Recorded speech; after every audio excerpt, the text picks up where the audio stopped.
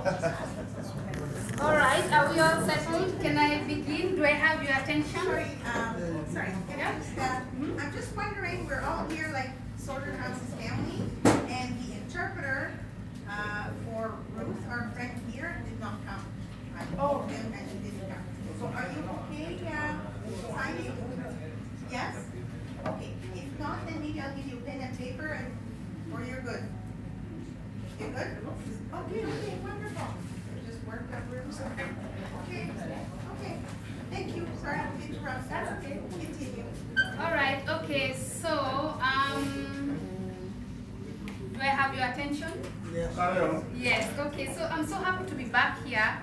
I was in Surgeon House for 3 months in 2016. So I'm from Kenya. That's 3 years ago. 16, 17, 18, 19, 3 years ago. So currently I work for the Canadian government, and yeah, it's very nice to be back, and I'd like to tell you a few tips on how I went through my hearing process, okay? So by a show of hands, how many people have already done their hearing? Nobody. Nobody. Okay. How many of you are excited to go before the board? Nobody? You're not excited and saying, yay! No one? Okay. So, what's the number one thing that comes to your mind when you think about your hearing? When you think about the hearing date, what comes to your mind? I have some chocolates here for those who are behind you. If I can get a volunteer to... Oh, this is got my mind. Fear, right? Yeah. What's the first thing that comes to your mind when you think about your hearing? Fear. So what are you afraid of? What are you afraid of? They might not be accurate. The questions, yes, the questions that you're going to be asked. Yes, chocolate for those two. Okay, so the questions that you're going to be asked, what else? Fear that they may not believe me. Fear that they may not believe you, right? You don't know if you're going to believe your story or not. So fear that they'll not believe you. Which one?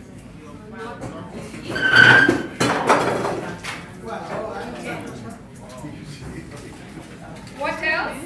The result? The result? Yeah, what you do? You say move like move. Yeah, you don't know, am I going to be accepted? Am I going to be denied? So the fear of the results. What else? Anyone? Come on guys, we all know. Fear of what? Fear of unknown.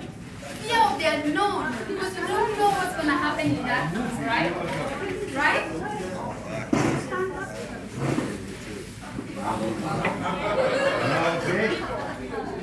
What else?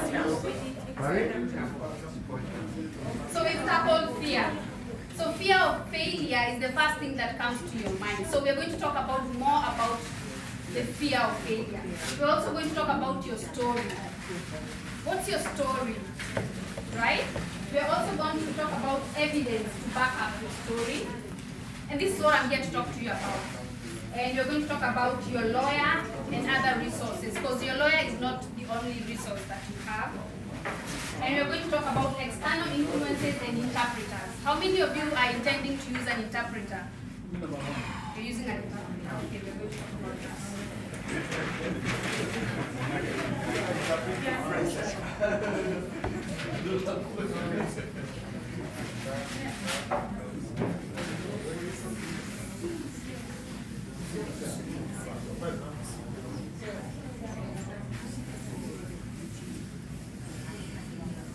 How many of you know if you're going to have one board member or more? Do you know how many board members you're going to have? Do you know anything? No. No? Okay, so what I want to tell you is when you go for your hearing, it's not like what you see on TV. It's not, the the board member is not there to question you or to find out if you're telling the truth or not. The board member is there to understand why you want to be protected. Why? So it's up to you to go before the board member and explain yourself. Most of us feel that when you're going for the hearing, the board member wants you to fail. That's not the case. The board member is there to understand, okay, you have this story that you've written. What's about the story? My story was 56 pages. I know. 56. It took me 1 month to write my story. My lawyer said, this is the longest story I've ever seen. Can you go and cut it down? So I only cut it down to 46 pages. My story was 46 pages. I couldn't cut it down because so many things had happened to me. So I stuck to my story and people made fun of me. People were like, oh, your story is too long. No one is going to understand that. Even my lawyer was like, this is the longest story I've ever seen. And my lawyer has been a lawyer for very many years. And he had a hard time working with me because of my story. Another thing is that I had 47 items as evidence to back up my story. So because I wrote my own story, I believe in whatever I wrote in my story. I owned it. No one wrote it. No one wrote it for me. I went through those things. I gathered all that evidence. So I went before the judge, the board member, very confident about my story. How long do you think my hearing took? I had 46 pages. How long do you think it took? 1 day. 1 day.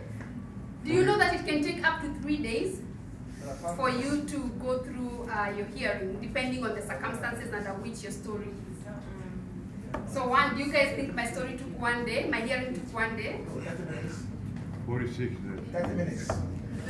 15 minutes. I was in and out in 15 minutes. It only took 10 minutes actually. That's 1 day. Fine. It only took 10 minutes. Do you know why it took 10 minutes? Because I was well prepared. Despite everything that people told me. People told me, your story is too long, you need a 3-page story, you're not going to remember all the dates in your story, you're not going to remember the sequence of your story. But it's my story, and I didn't listen to anyone. And that's the number one thing that we do wrong. We advise each other. Someone who has not gone for their hearing is giving you advice. That person has never even seen the board member room, has never stepped feet in the hearing room, and they're giving you advice. Don't influence each other. Stick to your story. Be confident in your story. Write your story. Okay?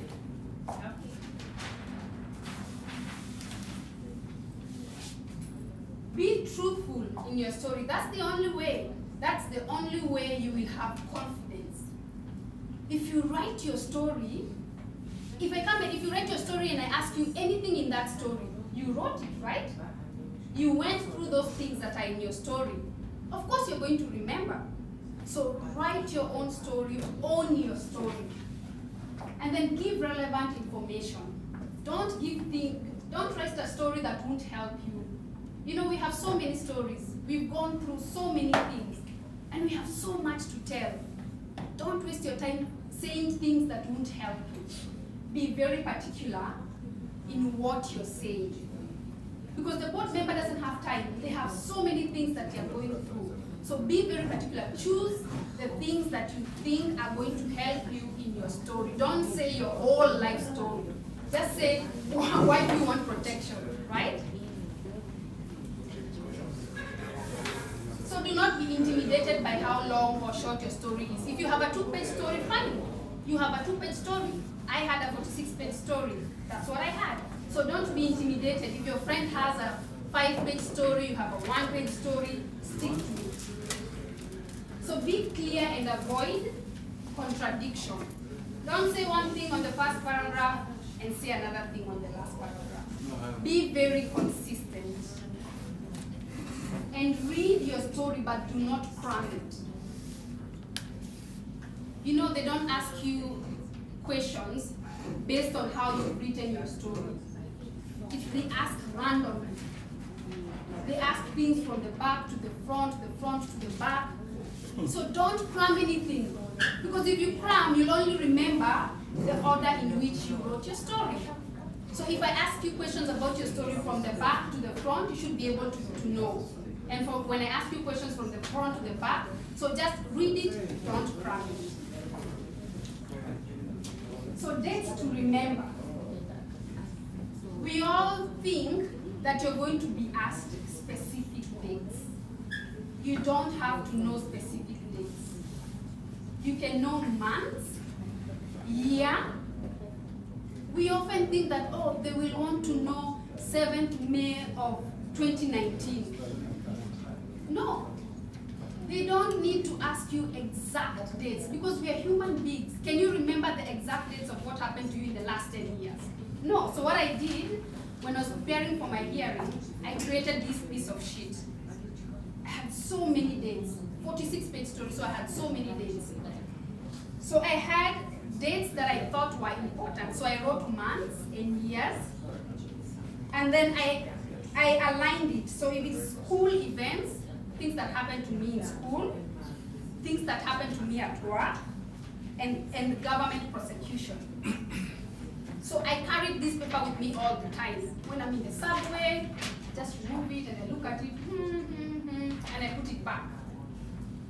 And down here, I wrote things to remember. Because when bad things have happened to you, sometimes you don't want to remember, right? When some things have happened to you, they are buried down in your brain and you don't want to remember them. So if there are things you think you won't remember, write them down, and I'm going to leave this piece of paper just so you guys can look at it. And it really helped me. And I shared it with my friends who are staying with me. Write the months and the dates you think you won't remember, write the events you think you won't remember, and just put it in your bag or in your pocket. And you can just casually look at it once in a while. This is the reason why my story took 10 minutes. I had so much evidence. Now, the biggest tip I can give you is try to write your story, and with everything that you're writing, gather as much backup as you can. Because for everything that you don't have evidence, a question will arise. If you say, oh, I got married in 2005. If you don't have a marriage certificate, at least try to get a photo. Call home. I was calling home all the time, asking people for birth certificates, death certificates, affidavits, photos. Photos are very important. So try to gather as much evidence as possible. What else can we use as evidence? So we say certificates. Photos. Photos. Newspaper? Newspaper, yes. Affidavit. Affidavit. Police report?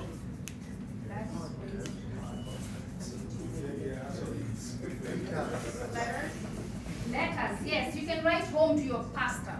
You know that church you go, or mosque. Tell them to send you a letter, right?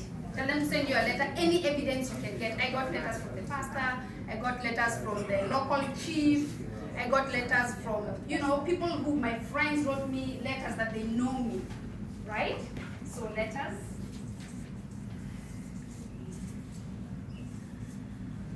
Hospital, sorry? Social media, yes. If you are involved in, I don't know, LGBTQ advocacy in your country, and it's on Facebook, you can print out that. It's part of your evidence, right?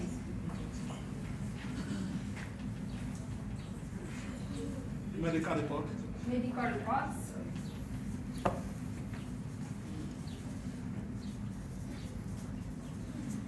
What else? Emails, yes.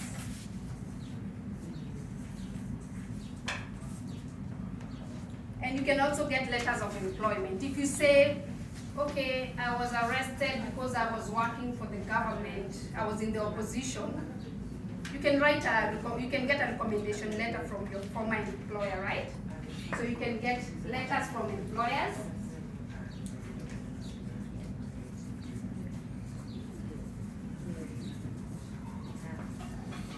So the reason why evidence is the most important thing is because you're telling a story, right?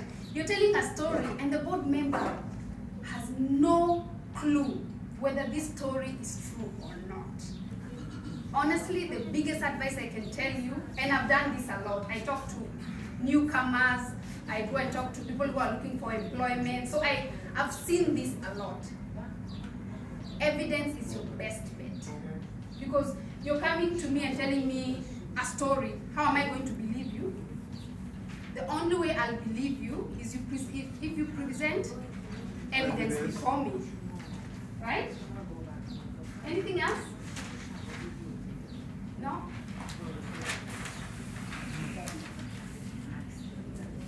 How many of you believe that your lawyer is working for you?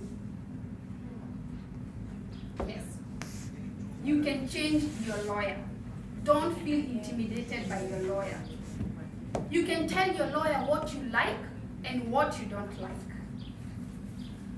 Okay? Most people feel that, oh, I'm at the mercy of my lawyer. No. You have the power to tell your lawyer, no, I don't want your services anymore, I'm going to get another lawyer. You call legal aid and you tell them, I don't like what my lawyer is doing. Can you find me another lawyer? You have a question? Oh, okay. So how many of you know about legal aid budget cuts? Do you know that there's a 30% budget reduction? Yes. Yeah, it's very sad. I saw it, I was pretty disappointed. But so make good use of the lawyers that you have. You don't know how long you're going to have that lawyer. You don't know if when you go for your hearing, if you're going to pass or not. There are budget cuts. And the fourth government, we don't know what's going to happen, right? So make good use of your lawyer now, because you don't know what's going to happen tomorrow. You don't know if you're going to have the same lawyer tomorrow. You don't know if your lawyer is going to be paid tomorrow. We don't know what's going to happen. We know there are budget cuts. This is the time for you to maximize the time that you have with your lawyer. If you don't like what your lawyer is doing, call legal aid and tell them, I want to change lawyers. And your lawyer is there to guide you, okay? Your lawyer is there to guide you. Your lawyer is not there to do the job for you. Your lawyer is there to guide you. So when you go to your lawyer, first of all, first thing, keep time. Those of us who are from Africa, no African time, please. Be there on time. Always have questions beforehand. When I used to go to see my lawyer, I had questions and concerns. So I have 1 hour with my lawyer. I go prepared. So it's one thing after the other. I'm asking one thing after the other. I'm not going there empty-handed. I'm like, okay, the lawyer is telling me stuff. No, I'm there to maximize my time. Keep time. Go armed with questions. Go armed with, you want resources from your lawyer. Tell your lawyer, okay, I don't understand this. What can I do? Please give me advice on this topic. So maximize your lawyer's time. Remember, when you go to the hearing, the board member will not ask your lawyer questions. It's you. It's you in front of the board members. Your lawyer is somewhere there in the audience, and the lawyer asks you questions. If the lawyer realizes, this person is contradicting themselves, they may ask you a question to help you. But everything is directed at you. The board member asks you every single thing, not your lawyer. So don't rely on your lawyer. Go online, look for resources, read articles, join forums. Because your lawyer is only there as a guide, okay?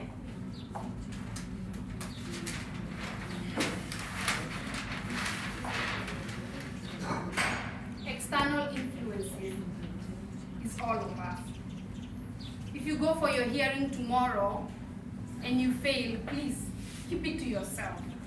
Don't come and tell people, oh, it was so scary. Oh my gosh, the board member was so harsh. Oh my gosh, they asked me so many questions. Please, if you did pass your hearing, just, start preparing for the appeal.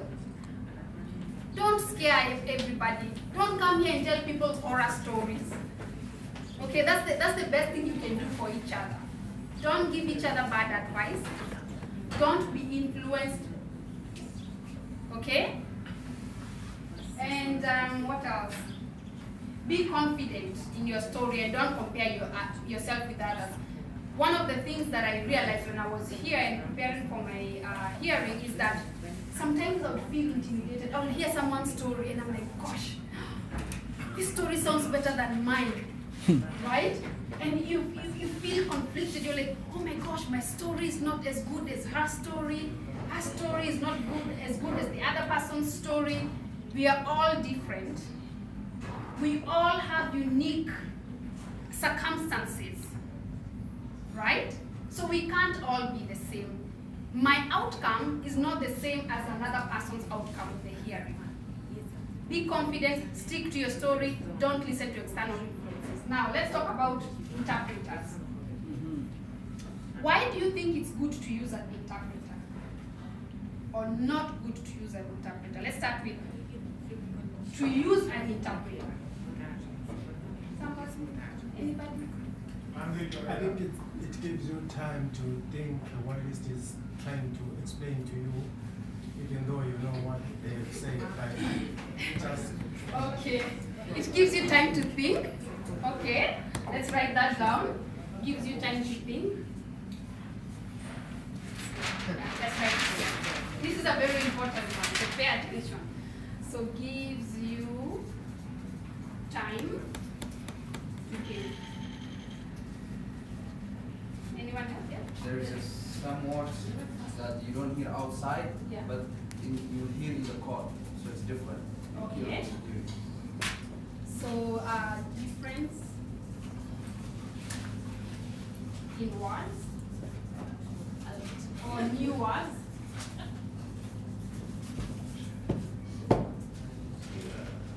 This is why you should use an interpreter. Who else has a reason why they think they should use an interpreter? Understand, hear. To understand.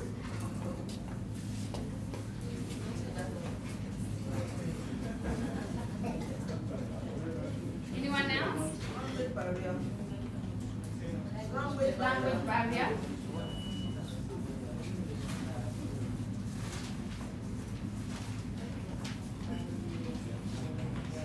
Why? What else? Why do you think? The interpreter is more experienced, so he presents your case better than you. Okay.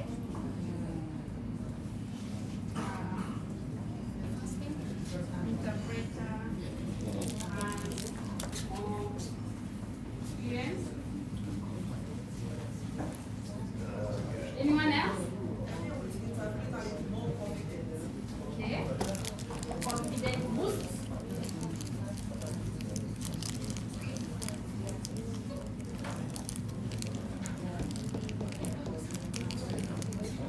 Okay. Anyone else? Okay, let's talk about why you should not choose an interpreter. He may misinterpret your story. Misrepresent, yes?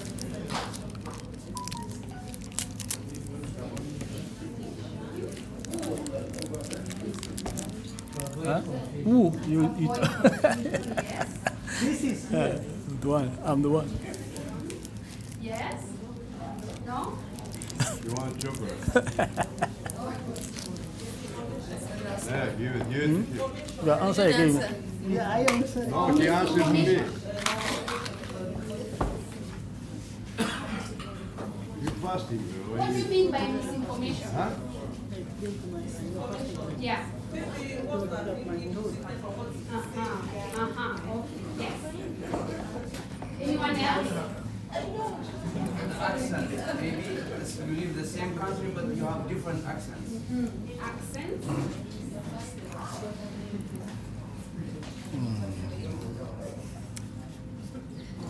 Anyone else?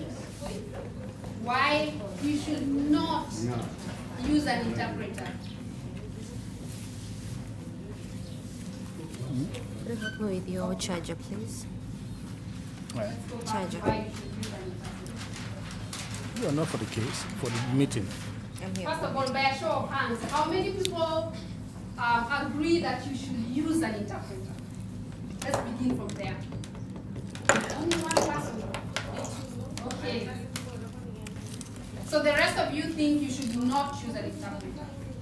Yeah. Huh? Yeah? Those who did not raise their hand, you should use an interpreter. No. No, you should not use an interpreter. If Yes. you understand the language of communication, the question is, but no need to have an interpreter. Yes. You tell your own story. Exactly. You understand, you tell your story. You don't Yes. need an interpreter. It speaks first. Exactly, and that's what I'm here to tell you. One of the advices that how many of you can understand my English well? Everybody. We are understanding. Yeah. But do you know what advice I was given when I was here? I was told, Shiro, don't go and talk with the judge. Use an interpreter. Why should I use an interpreter? I think I understand because you know what? Canadian English is very different from British English, of which a lot of Africans are from. So some words, they don't use them here in Canada.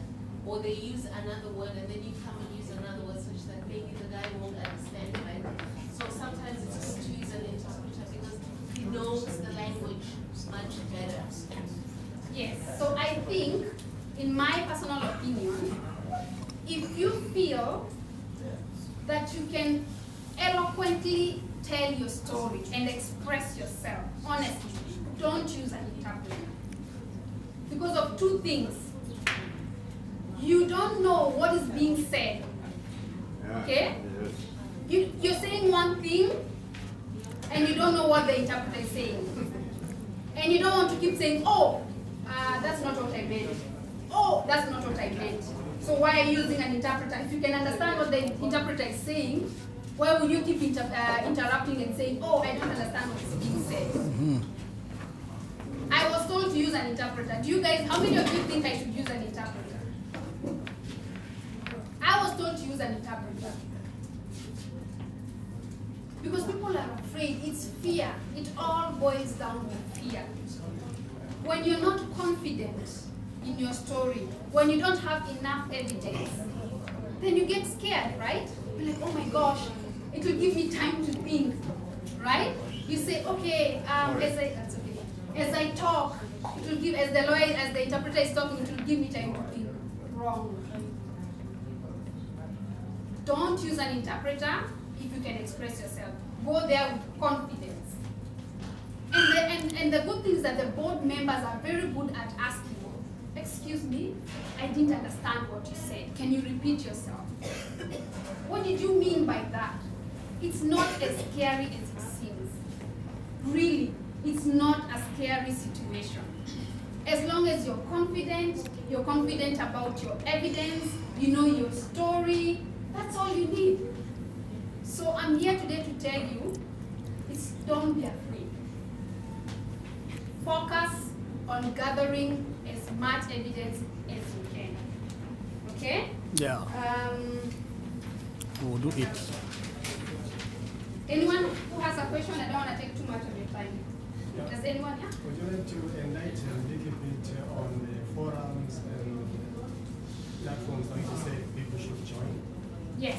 So if you go to, there are a few things that are called like meetups, for example. And depending on what kind of a story you have, it's always good to associate yourself with forums that are going to back your story. If you're a political refugee, for example, look for forums that are involved in politics, political refugees. If you're LGBTQ, look for forums that are involved in that as well. If you're running away from domestic violence, look for, there's so many organizations that deal with domestic violence. Look for organizations and forums that are dealing with that. So focus on organizations that talk about your part of the story in terms of your circumstance. Okay? Anyone else? Another question, sorry. On the list that you wrote about the pieces of evidence, Okay. does it mean that we have to have all that or one or two No, pieces? not all No, that. your own evidence are your own fee, no? Can you be getting all? Gather, I just gave an example. You know, it's better to have Some questions are not more relevant. evidence than not. You'd rather present an evidence and then your lawyer tells you, oh, we'll put it anyway. Not everything that I presented was used. Yeah, here. So, get certificates from back home if you can. You don't have to have a certificate. But certificates are so easy to get, right? I don't know about where you come from, but where I come from, What it's easy. certificate? Death certificate. Okay. If anyone in your family died and it's in your story, you're only presenting evidence that's in your story.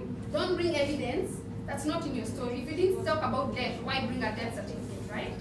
If it's marriage, you can have a chief write a letter saying, I know this person, I attended their ceremony.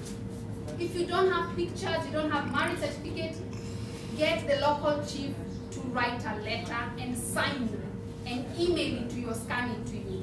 So you don't have to have all of these. You can have one or the other. Police report if you are ever arrested. If you have a lawyer back home who probably helped you or bailed you out or something, they can write a letter. Letters, we said you can have letters from your employer, from your friends, from your social group if you are involved in any social groups back home. Social media, if you are involved again in any social group and it's on Facebook or Instagram, bring the front page of an Instagram, for example, and put it as your evidence. Media, like I was on TV, I was on newspaper back home in Kenya. So I just wrote to the newspaper guys and told them, send me the newspaper.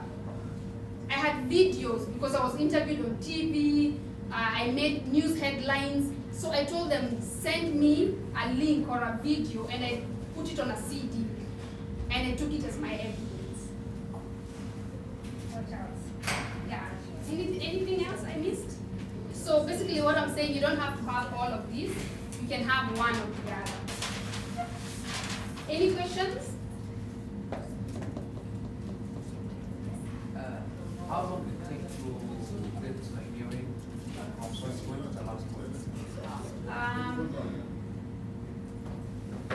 It took me 2.5 months because I came here in February.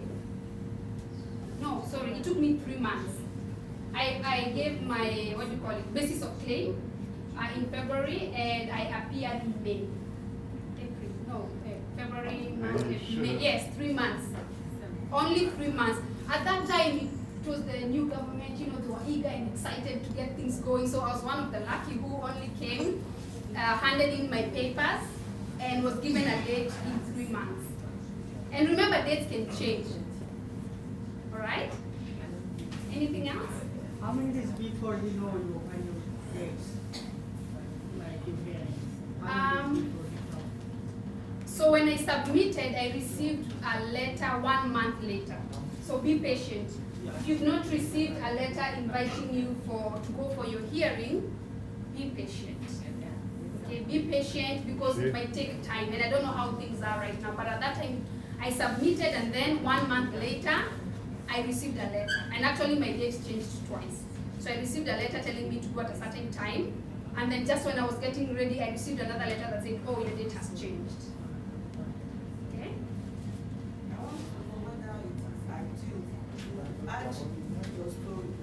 To add. So if you submitted and then you go back and you remember, oh, I forgot to say this and this, you want to add. Absolutely. Consult your lawyer. Talk to your lawyer. I'm not a lawyer, but talk to your lawyer. Your lawyer is your best, and do research. Don't rely on your lawyer 100%. You have every right to disagree with what your lawyer is saying. Do your research. Before you do anything, do your research. Go to your lawyer and say, oh, I forgot to add this to my story. And I just remembered it. And I have evidence. Then you can go back and add. Right? Any other questions? I have one question. And how's the moment for you put out about for your story? Sorry? Something's wrong. And if you take interpreting, yeah, it's possible sometimes have some things wrong on the history. Okay. Yeah. How exactly time for you put out that for you to do that? I'm not sure I'm understanding the question. I think it's like if there's a mistake in the story, can you go back and fix it? Yeah. Can Yeah. you go back That's and a fix it? tricky one. You can. Yeah. You definitely can because you are allowed room for error. It's a tricky situation, but like just I guess it's the same thing. Like you ask if you can add and if you can change. It's tricky, but you can do it. You just write a letter and you say, oh, I said I came to Canada on the 5th, but actually I came on the 7th. You definitely come. The best thing to do is before you change anything, before you add anything, have evidence, have proof, because they'll ask you, so why are you changing the story again? Why are you adding? Before you add anything, have proof as to why you're changing, why you're adding. But you don't understand me. Is I talking about one date? It's only one date. It's simple. Yeah, know the story, whole story. One date. Yeah, one date from. One date you can change. You can send a letter. Oh, okay. Just send a letter. Yeah. And said, okay, oh, I just remembered. And dates are not that critical. That's what I said. We get scared of dates. We're like, oh my gosh, they're going to ask me exact date. Yeah. It's not like that because we are human beings. You don't have dates on things that happened to you in 10 years. Can you remember everything, exact dates that happened in 10 years? No. For example, you don't remember everything, so don't be scared about the dates. If you know the year, that's fine. If you know the month, that's fine. Right? And you can always correct yourself. You can always go, if they ask you, so what happened to you on this day, you say, I'm sorry, I do not remember the date. You can always say you don't remember the date. And if you are thinking and then you remember, you can say, excuse me, I remember that question that you asked me, I've just remembered the date, and here is the date. Don't worry about the dates. Know the years, the months, don't concern yourself with dates. I wanted to say one thing. If I was the judge, and you tell me you were arrested and locked up, and you don't remember the day you were arrested and locked up, nobody. There are certain things you cannot say you forget. That happened to you, you cannot forget. Sorry, that's why I brought this piece of paper. If you are beaten and thrown in the hospital, you cannot say, I don't know when the day you were beaten. It comes to your memory all the time. It's a frightening time. Have pieces of paper with important dates. Okay? Yes. Know the year, the month. It can be the 25th or the 26th. That one is not important. At least know the year and the month. Okay, I think I'm running out of time. I will leave my phone number and my email. And feel free to email me, ask me any question. I can refer you to people I know and I can see how I can be of help to you. Okay? Thank you for having me.